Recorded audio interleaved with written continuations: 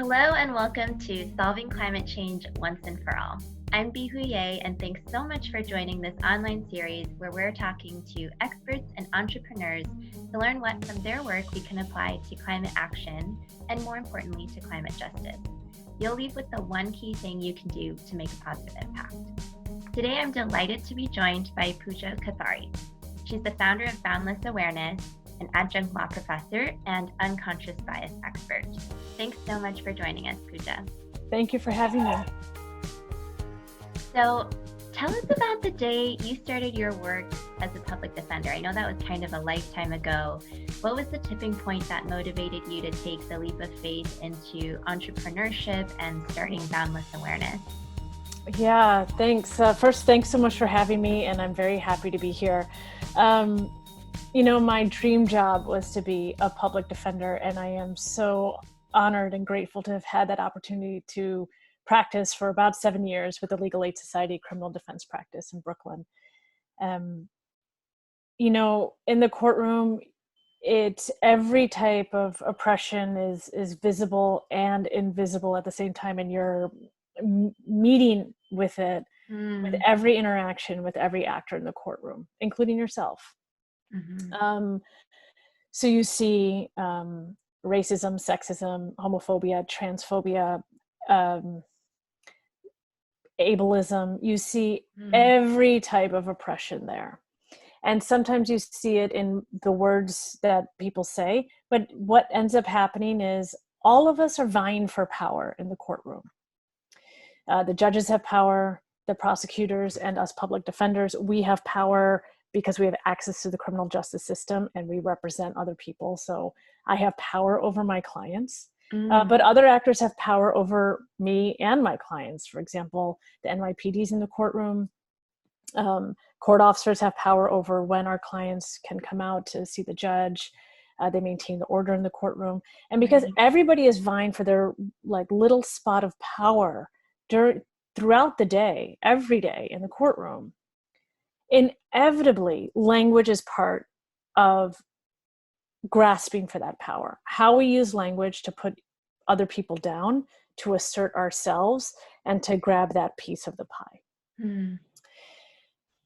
So I dealt with and talked about all these layers of oppression with my colleagues, and we would talk a lot about what happens in the courtroom. We would come back to the office, and what inevitably happens is that we repeat the same oppression that we are just complaining about, that we just left. And we've come back to the office and we're doing the exact same thing to each other.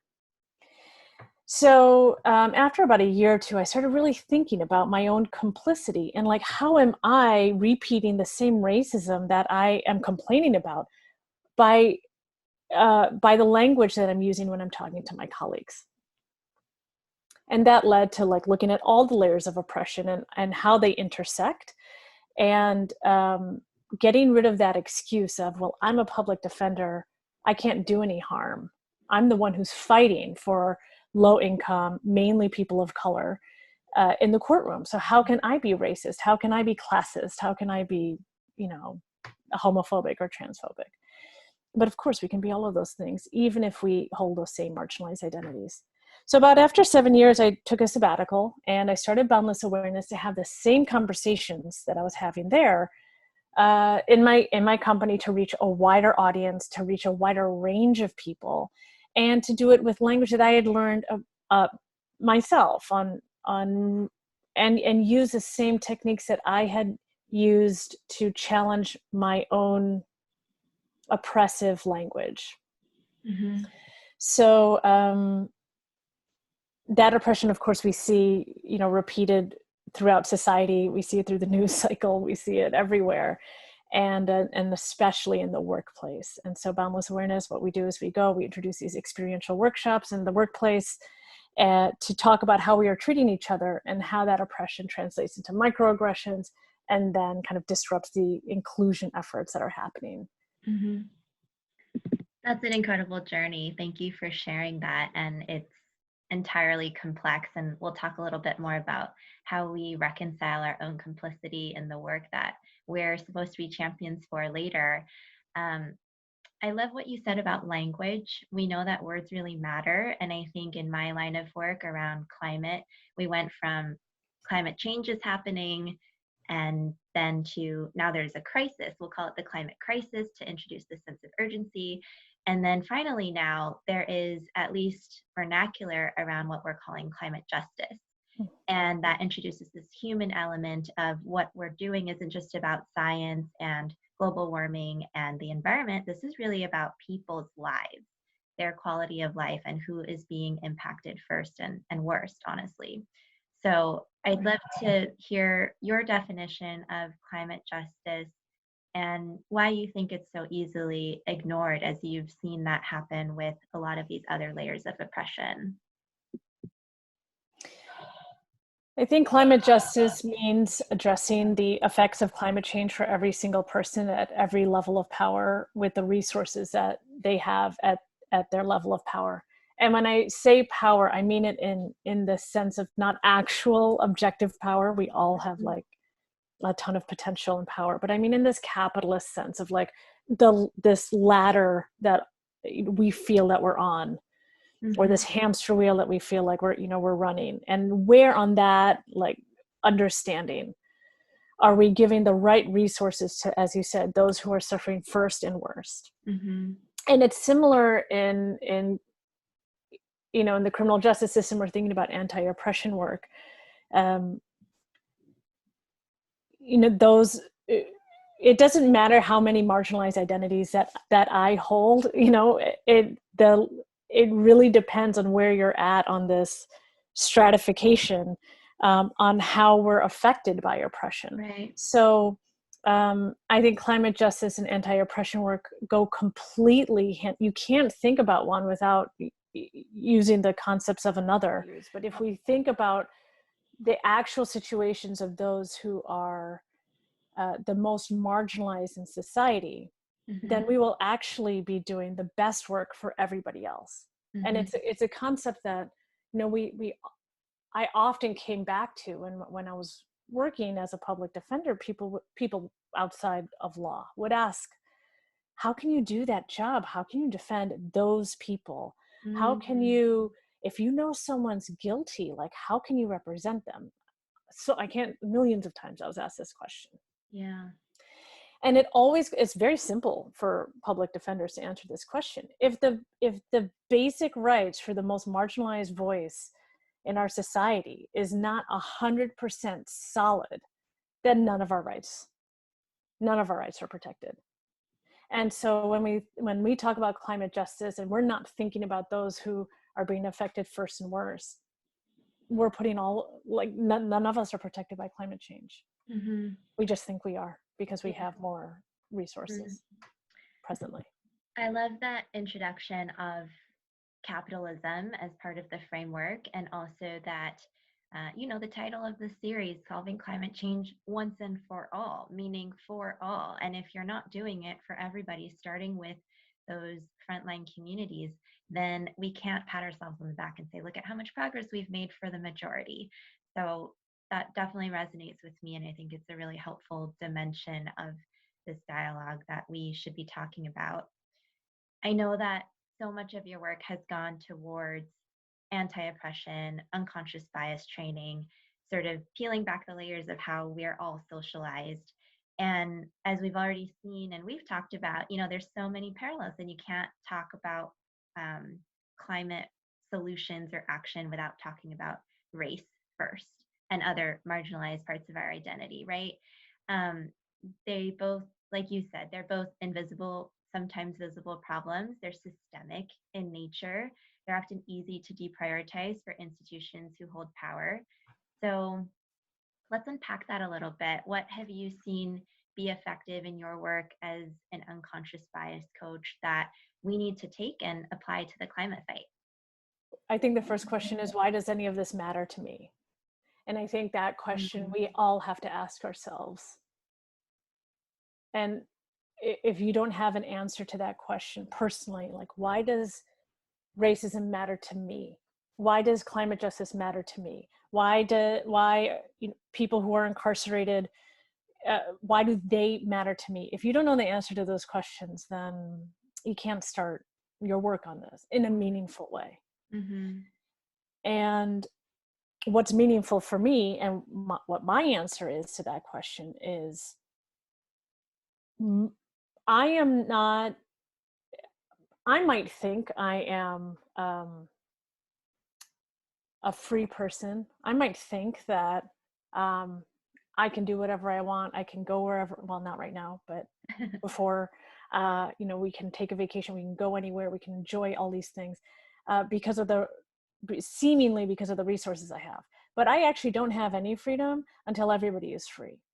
Mm. And so why would I want to think about, why would I want to be under some delusion or illusion of what justice looks like if I consciously know, I have seen it, I've experienced it, I've read about it, I hear about it, if I know that people needlessly, only because they aren't on this, aren't high enough on this stratification, and without any reason and without any necessity, are suffering or being incarcerated or not being able to be bailed out, or who are suffering the worst because of climate change, because of the homes that they can afford are the ones that are going to be hit the hardest.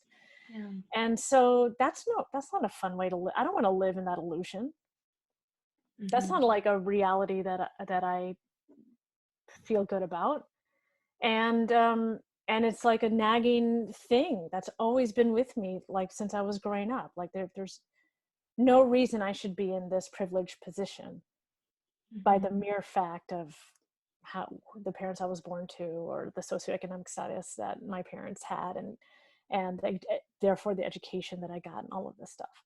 Mm. So you can't think, I understand, you can't think about all of the oppression that's happening in the world and say like, okay, I'm going to go fix every problem. Obviously you can't do that. But there's got to be a moral, for me, this moral sense of,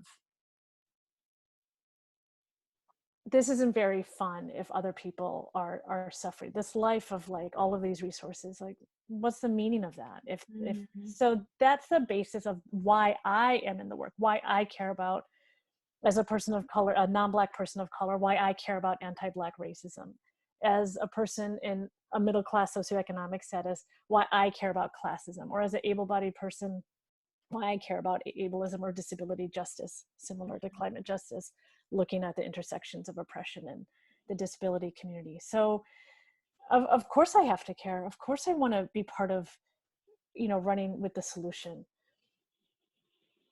And I also think that we can't, of course we can't do it all, and we are going to be contradictory in some of our actions.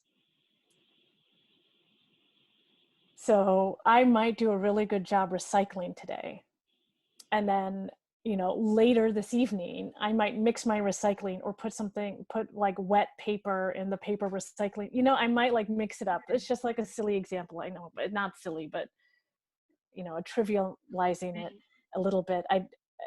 But what I mean to say is, we're not going to be consistent. I am not consistent. I Mm. think I have racist thoughts and I say racist things, even though I am trying to be as anti-racist as possible. Mm-hmm. And this concept, Dr. Ibram Kendi talks about a lot in How to Be an Anti-Racist, that we're not going to be consistent.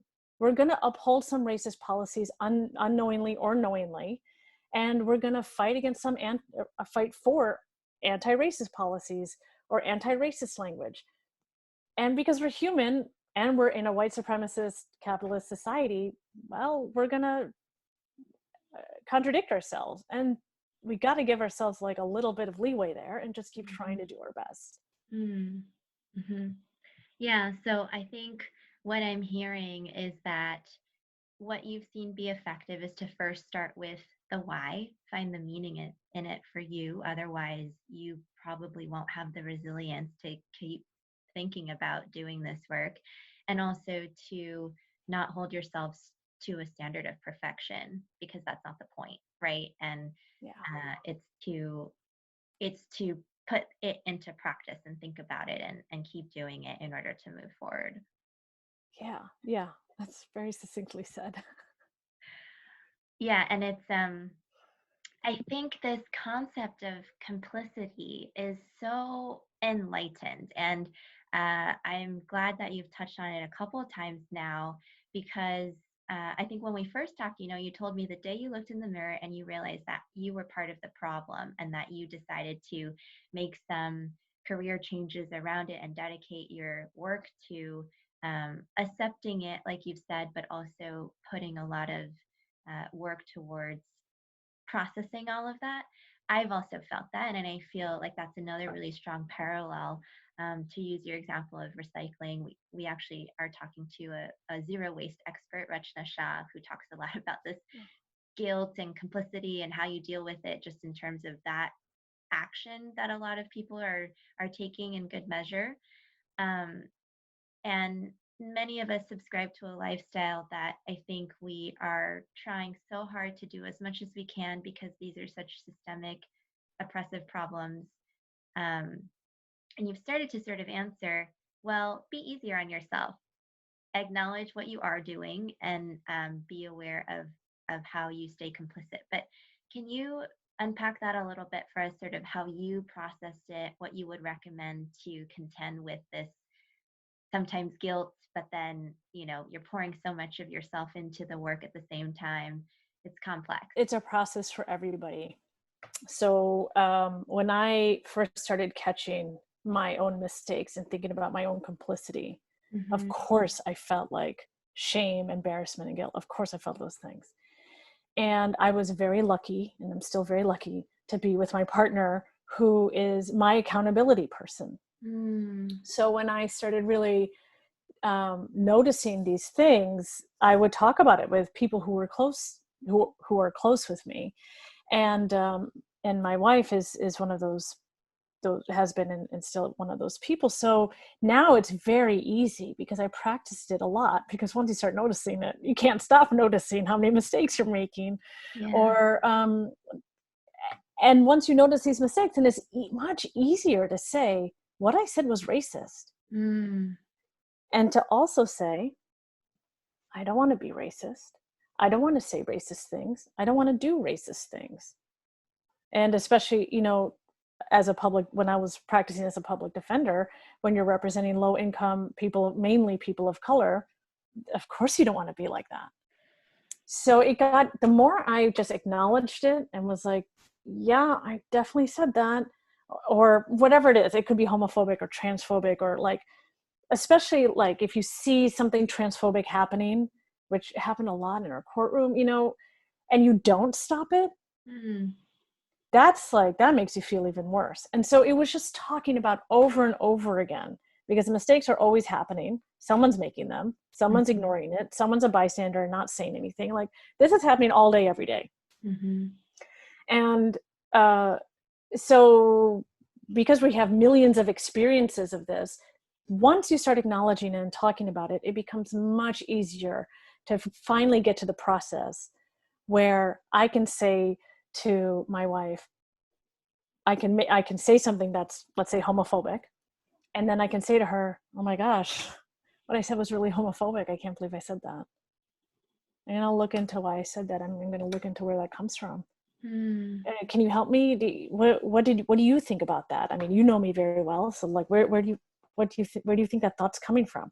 And then her and I can have a conversation and like peel away the layers of, where, like, what these things are. When we say something racist or homophobic or ableist, whatever it is, it's an automatic response, which means it's something that we have learned, that we've kept in our brain, and that we don't even know is there. And it's just like on, like our operating system on the computer, like it's just on. And so it's an automatic response that like just comes out of us. And so to say like, but I'm not homophobic, how can I say something like that, is ridiculous, because that's not the origin of that. The origin is us taking in all of this media, our news, comedy show, like, like however old you are, like that many years of like getting that same message reinforced. That's what's coming up, not your like what you consciously reject. That's not what's coming up. It's what you've like taken in all of these years. So I often say to my participants in workshops, we have no choice but to inhale all of the oppression that we're seeing, hearing, reading, whatever, taking in by consuming somehow, from movies or TV or whatever it is, advertisements. So if we can't help inhale it, we are bound to exhale it. And so we shouldn't be surprised when we find ourselves being like, oh my God, I just said something racist. Or I hope nobody thinks that I'm a racist because I just said that. Like it's like breathing in air. You're going to exhale it, you're going to inhale it. Like, right. That's what's going to happen. Yeah. I think that's super powerful in terms of it's okay. And it is more okay if you can recognize and unpack why all of the understandable impressions and input that you're getting around you through society has caused you to react in that way. But the recognition that you don't want to react in that way, and then trying to kind of break it down, and as you say, exhale, that's an awesome metaphor, that we are not in control all the time of what we take in, but we are in control of what we can let go of. And I think that's a great applicable lesson to the climate fight too. Yeah, that's a great way of putting it. I'm curious also, as you've had this super interesting path to the work that you're doing now, from being a public defender and now thinking about now in person, how do we help people exhale, right? How do we help retrain our brains in the context of the world we're living in today? What's maybe the most shocking thing you've learned in the course of your work as related to climate justice, social justice? A few years ago, I went to a play with my friends, and it's kind of a cult classic play. I guess I hadn't heard of it, but I think like maybe 20 years ago it started, and it's like been a play that's been going on. And the show's feature is to get audience participation, and it's somewhat scripted, it's somewhat improv, and the characters in the play kind of feed off what the audience is giving them. Cool. So it's like a queer cult classic type of play. I can't remember the name of it. And it didn't really speak to me, but I think one of the reasons is because of what happened here. So the show that I went to, it was like a ton of queer people. Most of them were white, I noticed, in the audience. And maybe there was like, everyone's kind of like looking down onto the stage, and there's like people sitting on all like surrounding the characters on stage. So they call out in one of their unscripted, it's scripted, but like what follows is unscripted, but they call out to the audience like, what's the topic that is on people's mind right now, or what's the thing that we really need to fight as like a society. And I wasn't about to like shout out. It's just not my personality to shout out in front of like hundreds of people, like my great idea. So I was listening and wondering what people were going to say. But in my head, what I'm screaming is racism. But like that's the number one, thing in society that affects everything. It affects climate change. It affects criminal justice. It affects everything. And so in my head, I'm like, well, there's an obvious answer here. But what ended up happening is that most of the audience started just pinging this one issue, which was climate change. And I remember feeling like, we're not, like, are we really going to avoid like the biggest elephant in the room? Because it's like, you can't really talk about climate change unless you can also talk about racism, like what your work is. Like climate justice, it's about all of the injustices and how climate change is affecting all of that.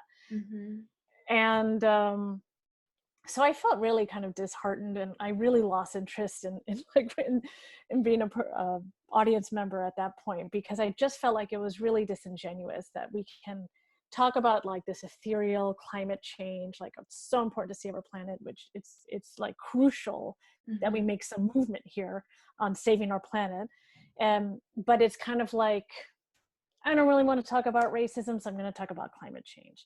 Or I don't want to put my accountability into the ring, So I'm just going to avoid the topic of racism, but I'm feeling okay, putting my accountability out there for climate change. And I think it's because it's such a massive topic that you don't really actually have to be that accountable as an individual, but you have to be much more accountable when you talk about any other type of oppression. Yeah, I feel like you opened Pandora's box for us here in terms of you can't really look at anything without this unconscious bias lens, which has all of these layers of identity baked into it and how society treats us as a basis of that, right?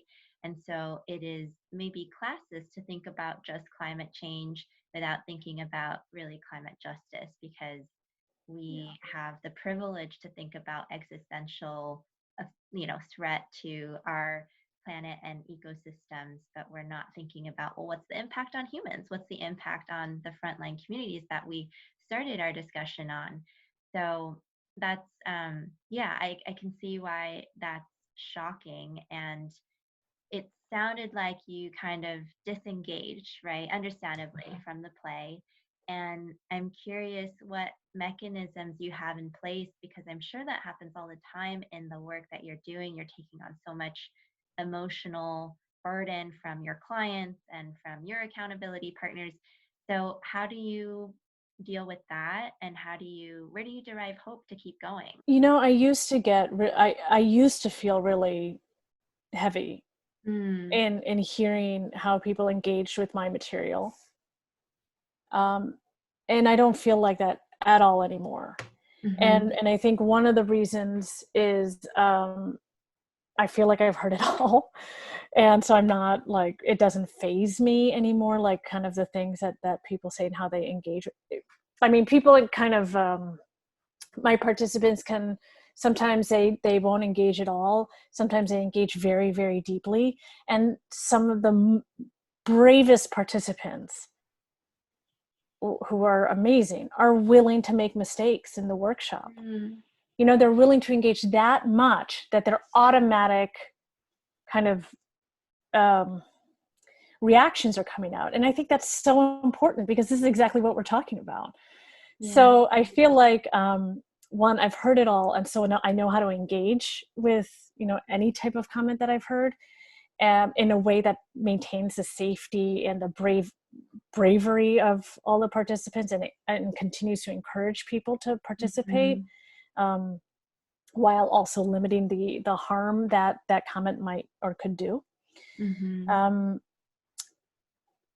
And I also feel like, I think you have to be an optimist to do social impact work. You have to believe that the world is going to get better. Yeah. And you have to believe that what you're doing is making a difference. Otherwise, I don't know, I think it would be very hard to do this work. So I derive hope from my partner, my wife. I derive hope from my daughter. She's, almost 2 years old. And I feel like, I know it's kind of cliche, right? But like, the future is in her children. I really feel that now. And she's so amazing. Like, kids are amazing. The kids are so amazing. I don't know. I just can't stress. I never knew how amazing children could be until I saw like the development of my own child. So I get really recharged in thinking about, this is the world when I'm gone that I want my daughter to be living in. Or these are the values that if I cultivate well enough inside of me, it will be automatic. So my daughter will look at me and learn from what I'm doing, so that I don't have to think about, okay, how can I be equitable? What does that mean? How am I going to show that to her? How do I teach her that?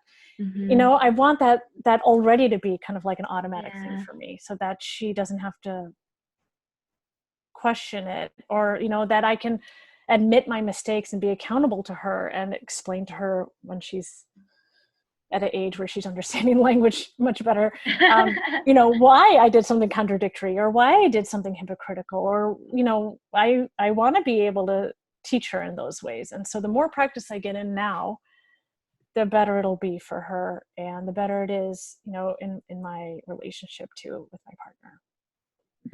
I love that. And I think it gives me hope that we can rewrite the code that our society was developed in and kind of runs on right now.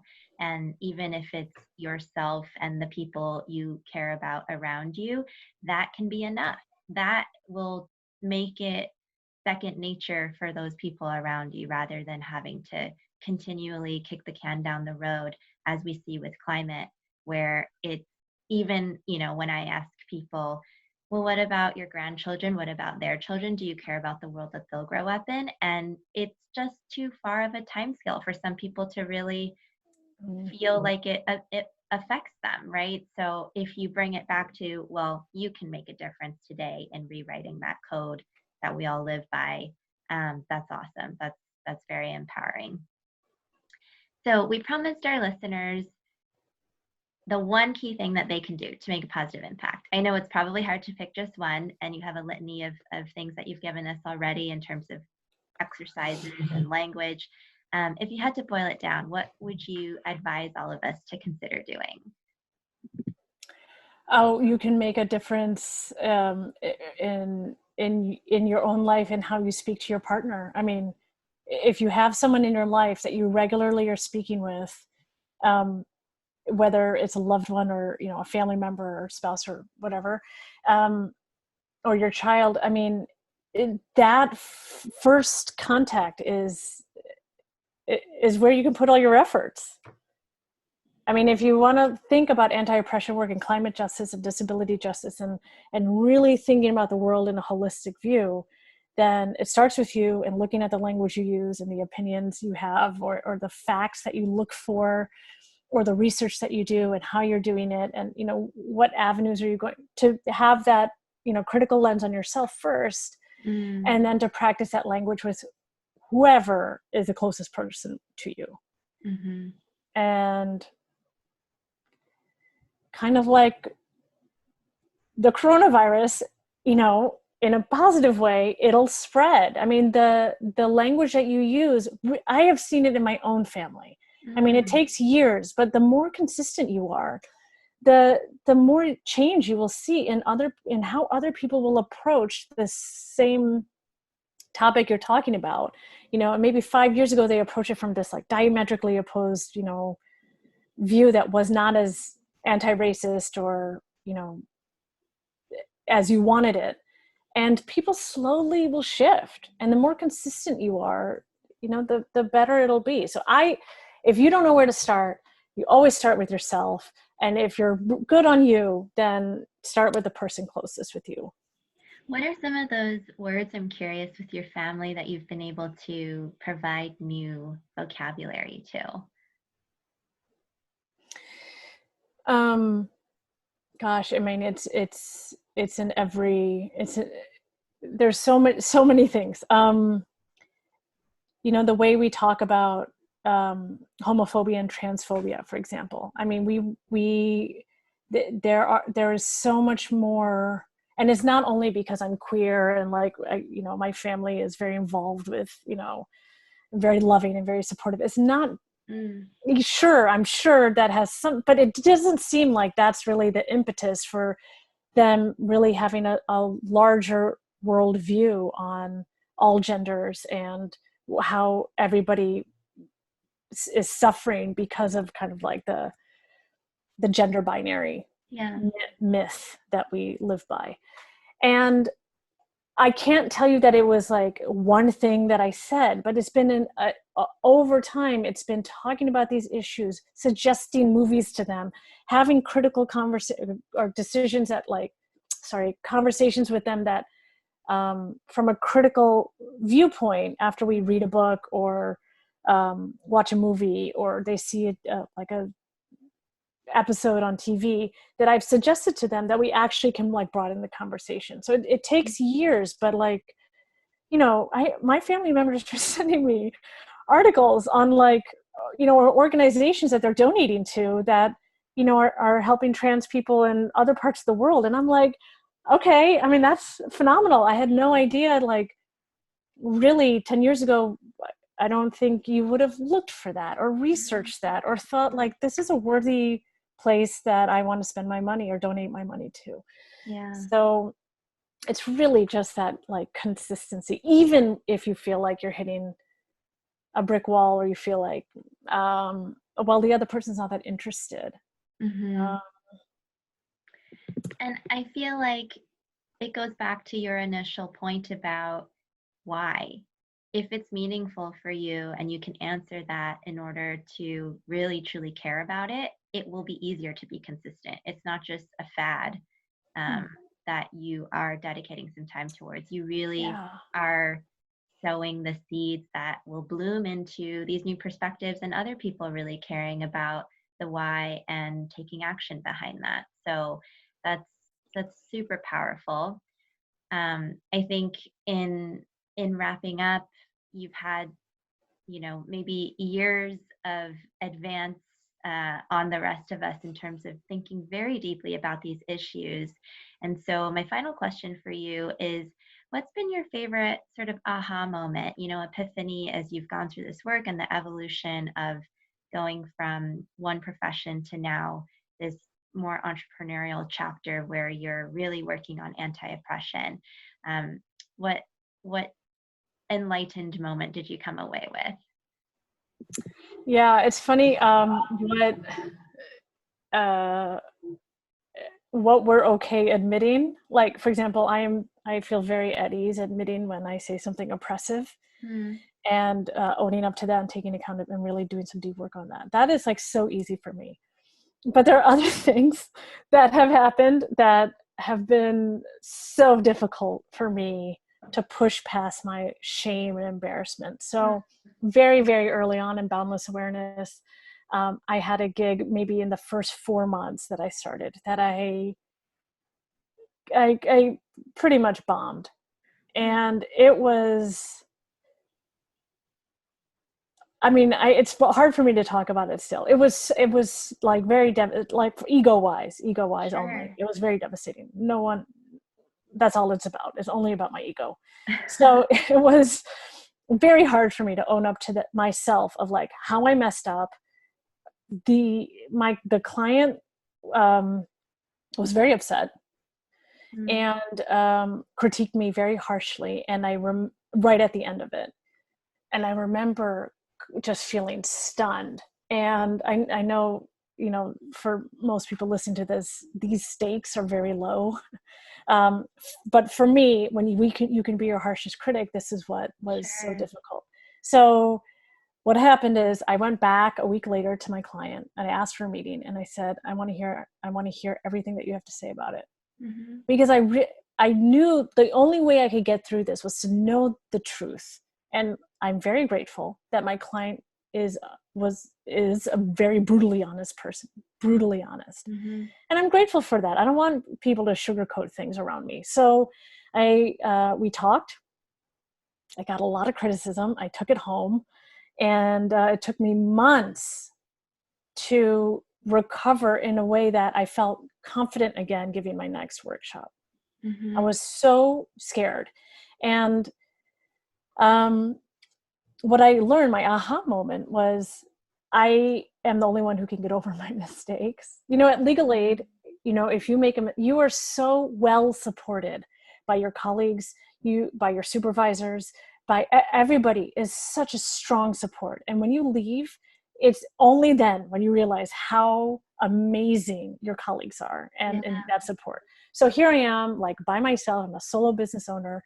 I really bombed this thing. And the only person who can pick me up is myself, because I'm the only person who knows the truth. I'm the only person who was in those client meetings. I'm the only person who's facilitating this workshop. Hmm. And no one else can do that work for me. And that work was a very long process.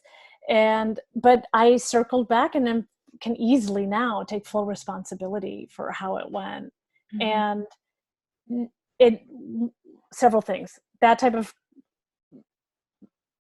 terrible workshop never happened again, Mm. which is obviously a good outcome, but that's not the main point. Is I got back up and I got my confidence back, and I did that.